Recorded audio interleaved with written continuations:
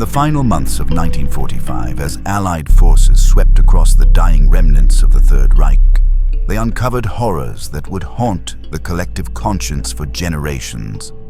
We've all heard of the concentration camps, the mass graves, the industrial machinery of genocide.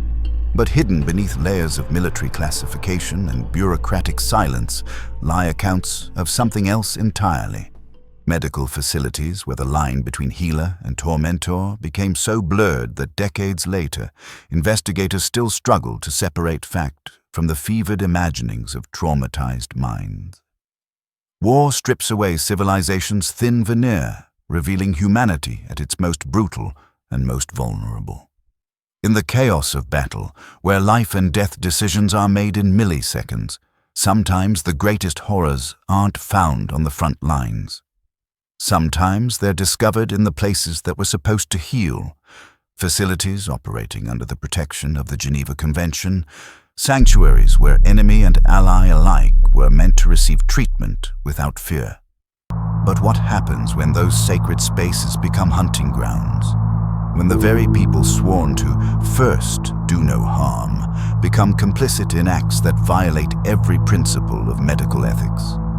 And most disturbing of all, what happens when the evidence is buried so deep in classified military archives that only fragments surface decades later, leaving us to piece together a puzzle that someone desperately wanted to remain unsolved?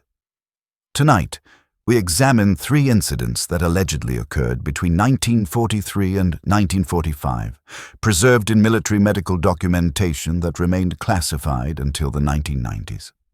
Each case involves medical personnel who reportedly witnessed or participated in events that challenged everything they believed about their sacred oath to preserve life. These aren't stories of battlefield heroism or strategic victory.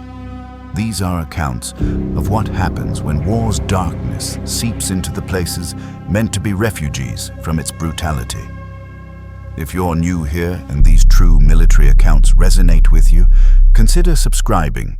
We dive deep into the classified corners of military history that most channels won't touch. Now, let's step into the fog of war and examine what Allied forces discovered in the spring of 1945.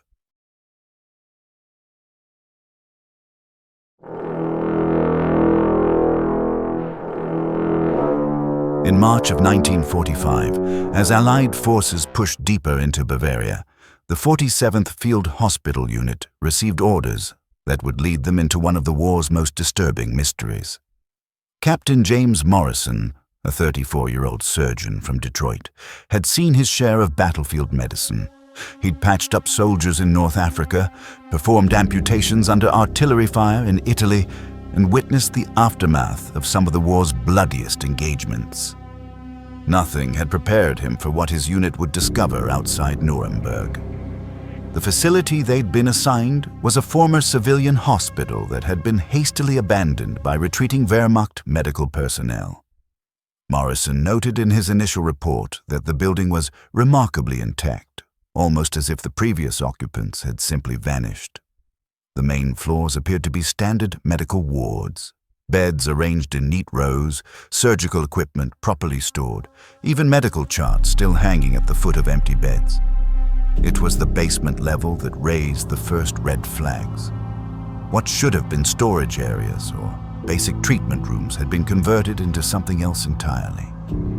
Morrison's team discovered soundproof chambers, restraining apparatus that went far beyond anything used in psychiatric treatment, and medical equipment that seemed advanced even by Allied standards.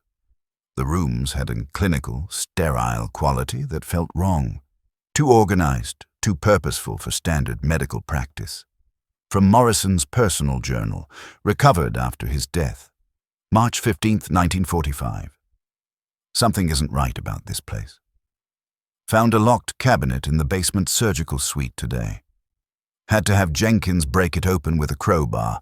Inside were medical files. All in German, but the photographs. Christ, the photographs. Patients restrained, conscious during procedures that should have required anesthesia. The expressions on their faces.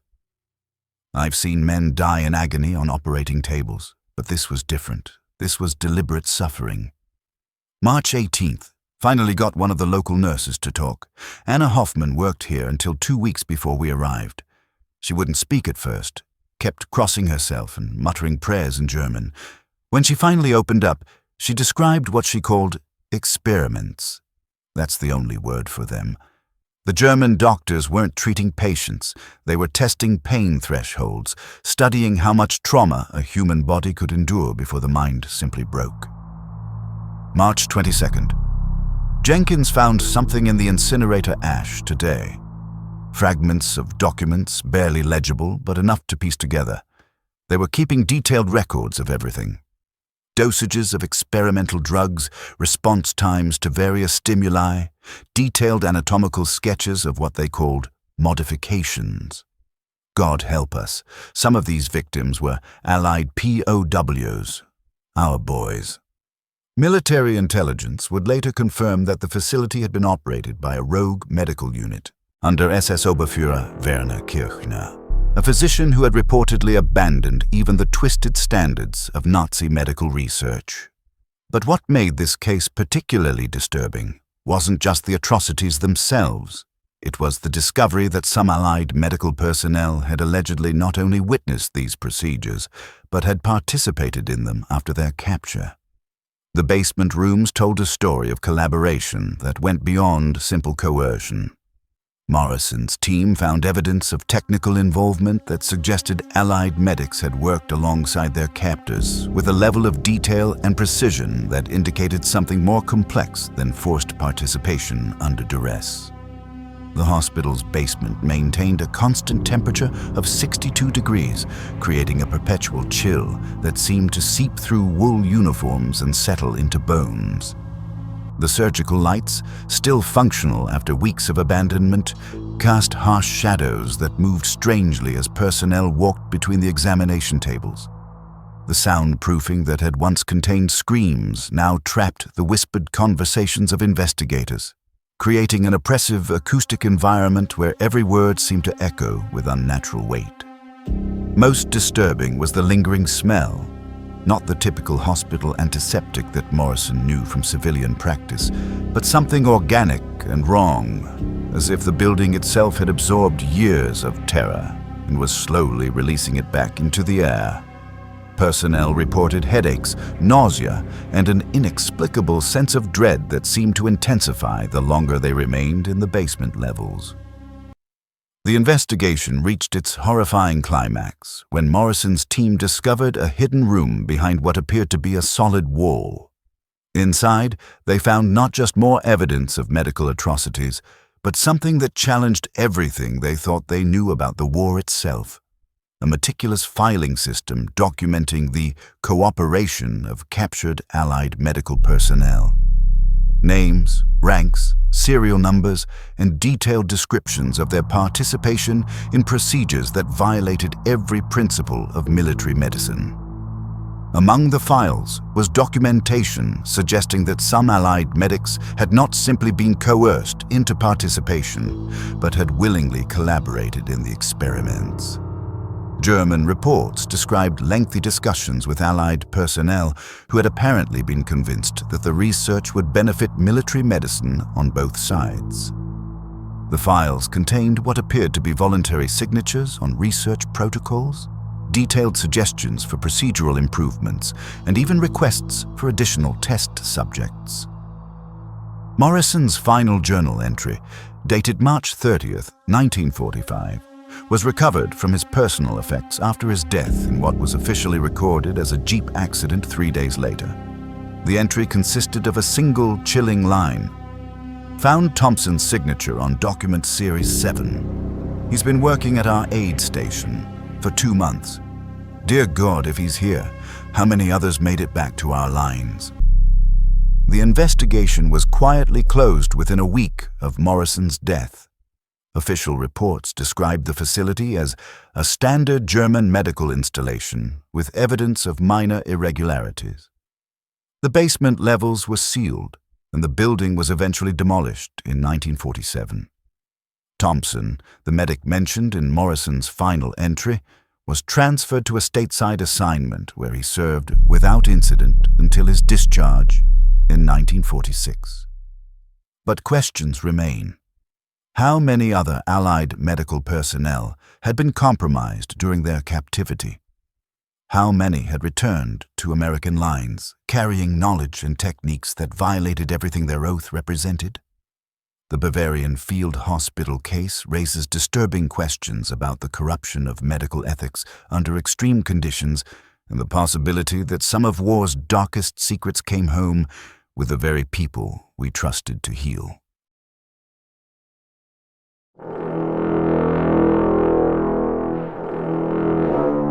The USS Scorpion limped into Pearl Harbor on September the 15th, 1944, 3 weeks overdue from what should have been a routine patrol mission in the Central Pacific. Of the 72 crew members who had departed Hawaii 2 months earlier, only 41 remained aboard. The submarine's medical log, typically a mundane record of minor injuries and routine illnesses, contained 47 pages of entries that would remain classified for the next 50 years. To understand what happened aboard the Scorpion, we must work backwards through the fragments of documentation that survived the Navy's efforts to bury this incident. The story emerges like a photograph developing in reverse, each revelation more disturbing than the last. Chief Medical Officer Lieutenant Commander David Chen's final report, filed upon the submarine's return, stated simply, multiple casualties due to equipment failure and enemy action during extended patrol operations. But supplementary medical documentation told a far different story, one involving systematic psychological experimentation conducted not by enemy forces, but by members of the crew themselves. Chen's medical notes from the third week at sea reveal a crew spiraling into something that went beyond battle fatigue or cabin fever.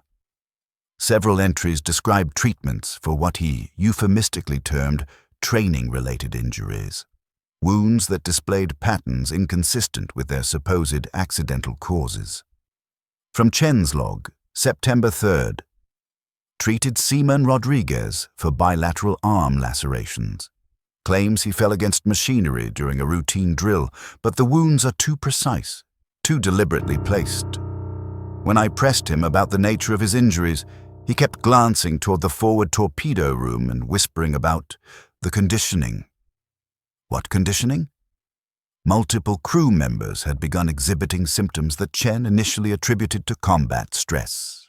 Night terrors, violent outbursts during sleep, and what he described as an almost religious obsession with pain tolerance.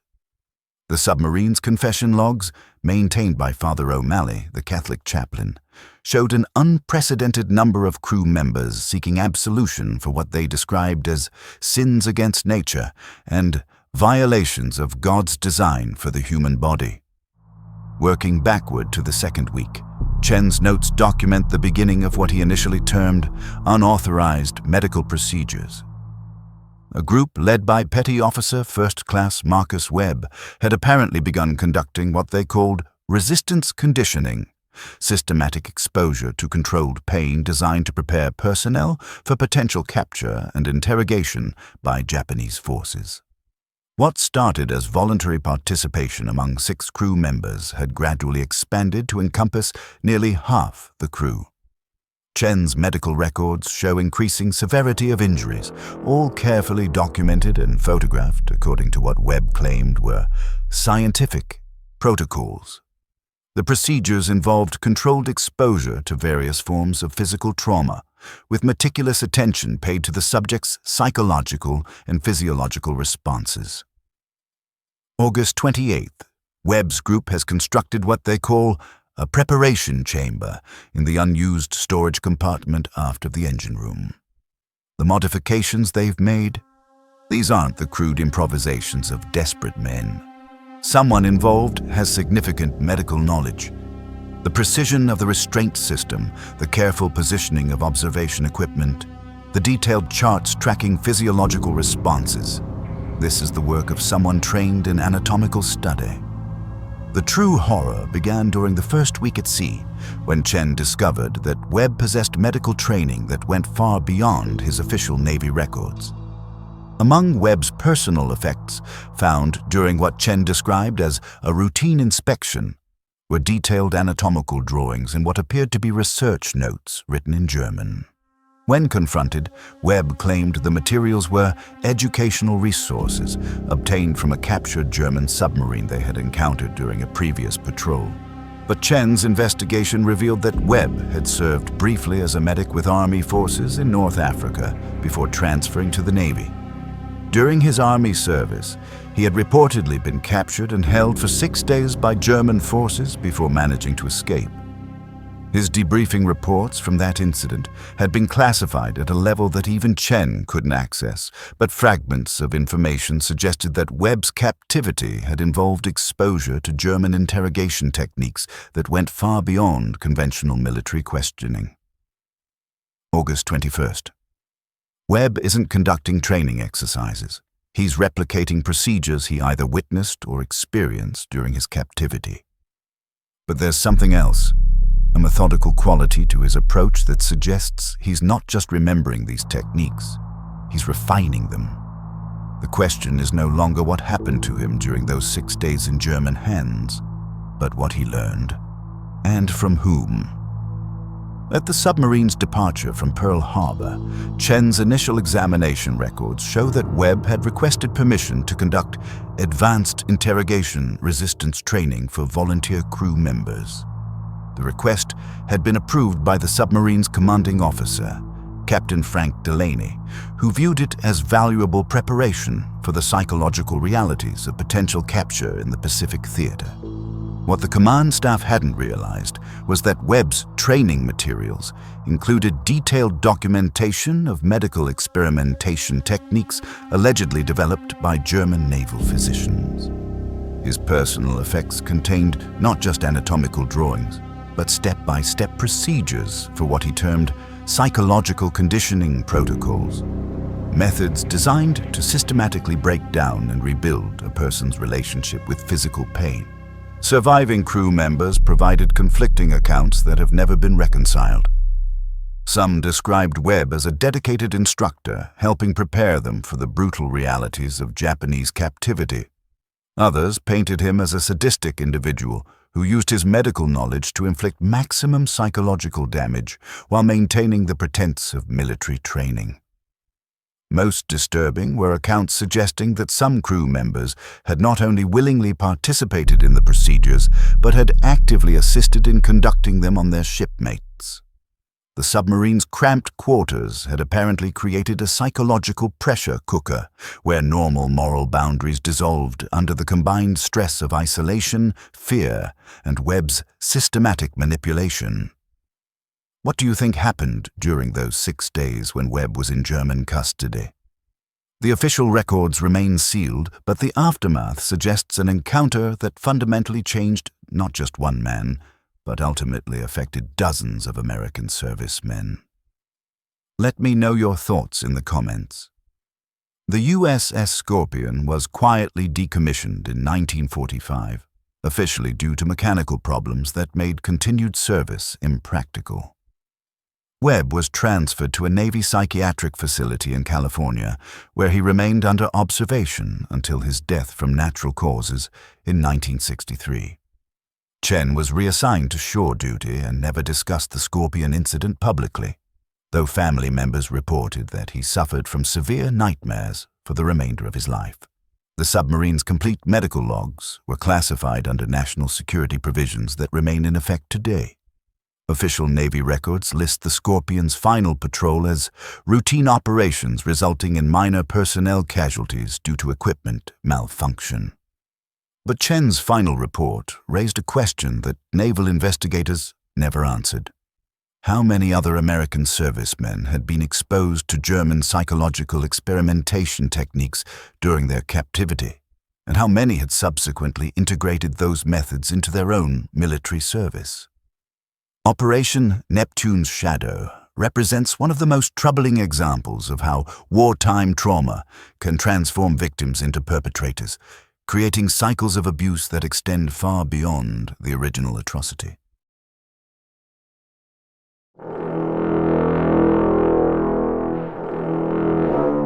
In the spring of 1994, doctoral student Sarah Chen made a discovery in the National Archives that would consume the next 4 years of her academic career and ultimately cost her the PhD she had worked toward for nearly a decade. Chen, researching Pacific theater medical operations for her dissertation at Georgetown University, had requested access to routine medical documentation from the 1945 Luzon campaign in the Philippines. What she found were contradictions so glaring that they suggested a systematic effort to obscure events that someone in the military hierarchy had deemed too sensitive for public record. The official documentation appeared straightforward enough. Report 347B, filed by Colonel Harrison Myers, Chief Medical Officer for Pacific Operations, contained 43 pages of standard medical statistics, supply requisition data, and personnel evaluations.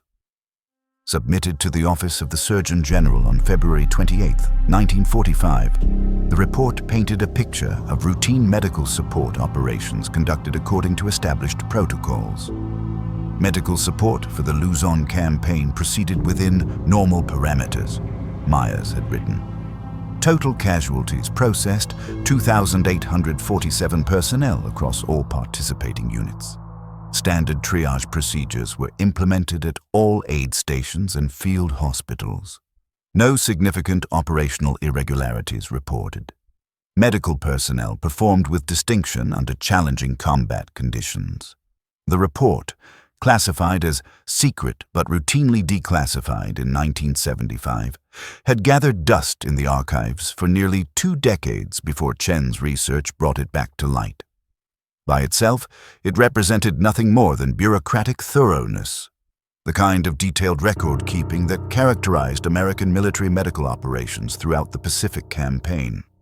But when Chen began interviewing surviving medical personnel from the Luzon operations, she uncovered accounts that fundamentally contradicted every aspect of Myers' official report.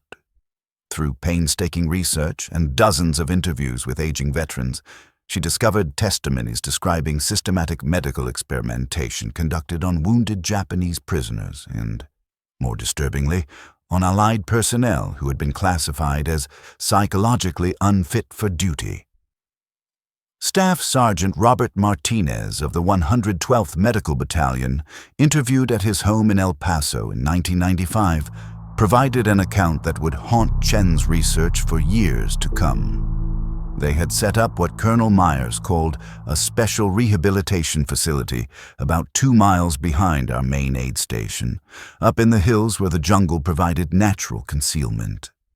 Myers claimed it was for psychological treatment of severe shell shock cases, boys who'd cracked under the pressure and needed intensive therapy before they could be sent home or return to duty. Martinez paused during the interview, his weathered hands trembling as he lit another cigarette. But Miss Chen, the sounds that came from that place, those weren't the sounds of men being healed. That was agony. Pure, deliberate agony. And it went on for hours at a time, day and night. Corpsman James Liu, interviewed at a veterans facility in San Francisco, provided even more disturbing details. I was ordered to assist with medical procedures at the facility for 3 weeks in January 1945. The patients, if you can call them that, were restrained during procedures that served no therapeutic purpose I could identify. The supervising physician, a Russian-born doctor named Kozlov, who'd been attached to our unit as part of some Allied medical exchange program, claimed they were testing revolutionary new treatments for combat trauma. Liu's account described procedures that seemed designed to induce psychological trauma rather than treat it. Dr. Kozlov had convinced the brass that he was developing breakthrough treatments for what we now call PTSD. But what I observed, those weren't treatments. Those were experiments in human endurance, in how much psychological and physical stress the human mind could absorb before it simply shattered. Further investigation revealed that Dr. Alexei Kozlov had maintained a parallel set of medical reports that painted a vastly different picture of operations in the Philippines. These reports, discovered in Soviet archives after the Cold War's end and obtained by Chen through academic connections at Moscow State University, described extensive research into what Kozlov termed combat stress optimization and psychological pain threshold modification. From Kozlov's research notes, dated January 15, 1945, Subject 23, an American corporal diagnosed with severe combat fatigue, has demonstrated remarkable adaptation following 7 conditioning sessions. Initial baseline response to controlled electrical stimulation. Involuntary vocalization after 0.3 seconds. Muscular spasm response after 1.2 seconds. Post-conditioning response. Vocalization threshold extended to 2.1 seconds. Muscular response delayed to 4.7 seconds. Psychological evaluation indicates maintained cognitive function despite enhanced pain tolerance metrics. The clinical detachment of Kozlov's language made Chen physically ill when she first read these documents. The subjects he described with such scientific precision were American soldiers, young men who had volunteered to fight for their country and had instead become unwilling participants in psychological experimentation that violated every principle of medical ethics. But the discrepancies between official records and witness accounts became even more troubling as Chen's investigation progressed. Medical supply requisitions from the Luzon campaign included unusual quantities of restraint equipment, electrical apparatus, and experimental pharmaceutical compounds that had no documented therapeutic application. Personnel rotation records showed that soldiers assigned to the special rehabilitation facility had unusually high rates of medical discharge after completing their assignments there. Most concerning was the discovery that several Allied personnel who had undergone treatment at Kozlov's facility subsequently exhibited behavioral changes that their families described in eerily similar terms: inhuman tolerance for physical pain and complete emotional detachment from normal human suffering. Chen's attempts to reconcile these contradictory accounts led her to interview dozens of additional veterans, family members, and military personnel. The testimonies she gathered painted an increasingly disturbing picture, but they also revealed fundamental disagreements about the nature of what had occurred. Dr. Patricia Hammond, an Army nurse who had served at the facility, provided a drastically different perspective when Chen interviewed her in 1995. Dr. Kozlov was conducting legitimate research into combat trauma treatment.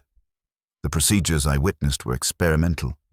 Yes, but they were designed to help our boys cope with the psychological wounds of war. The idea that we were torturing our own soldiers is not just false. It's an insult to the memory of everyone who served in that unit.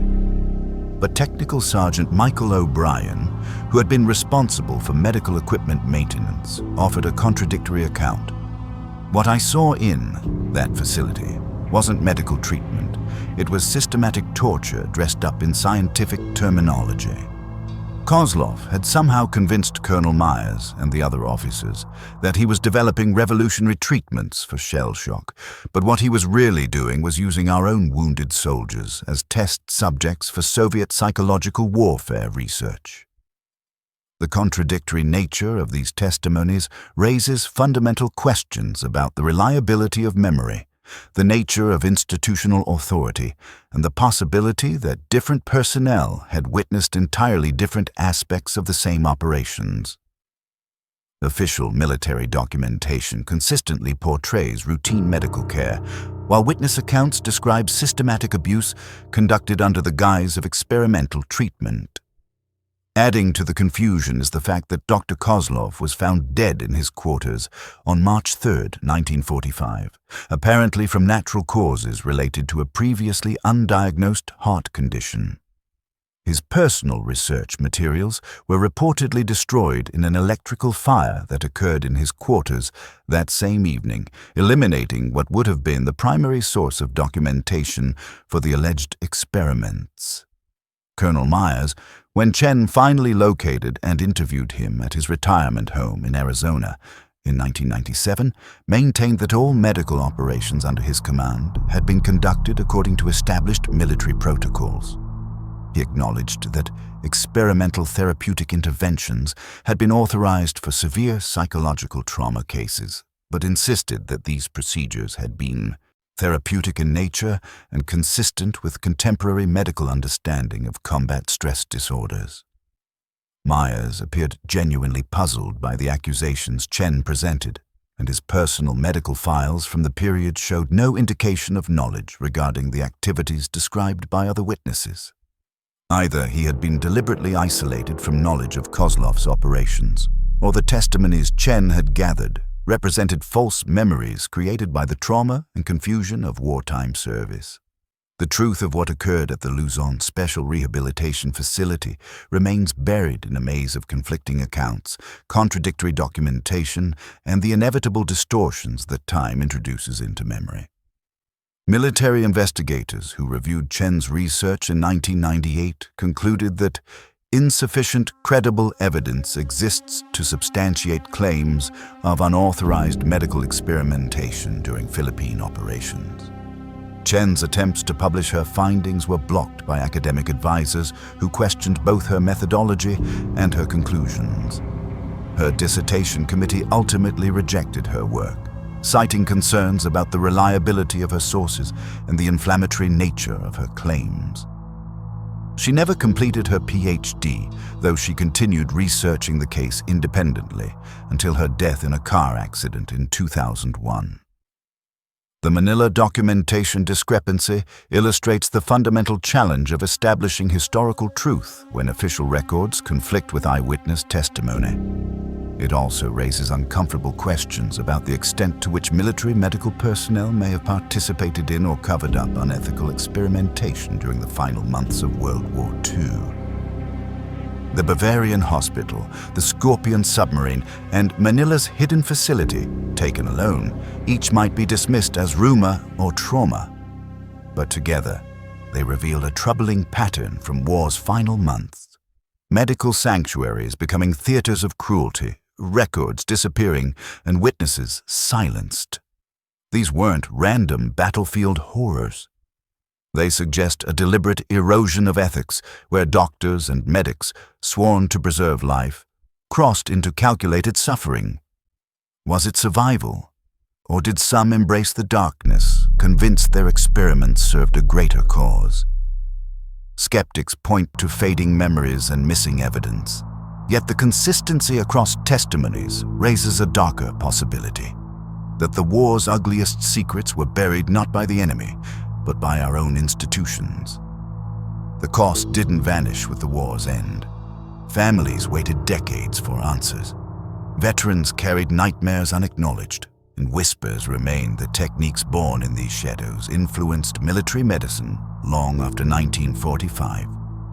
Perhaps the most chilling truth is this: war's greatest horrors aren't always fought on battlefields, but in the places meant to heal.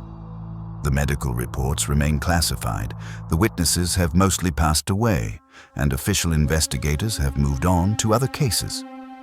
But somewhere in forgotten archives and dusty storage facilities, the complete documentation of these events may still exist, waiting for someone with the authority and courage to bring them into the light, revealing truths that powerful institutions spent decades trying to bury. If these accounts have given you insight into the darker corners of military history that most sources won't examine, consider subscribing for more stories that challenge our understanding of what really happened during humanity's most devastating conflicts. These stories are presented as submitted accounts and historical reports based on declassified documents and witness testimonies. Interpretations may vary. The complete historical record remains incomplete due to ongoing classification and restrictions and the passage of time.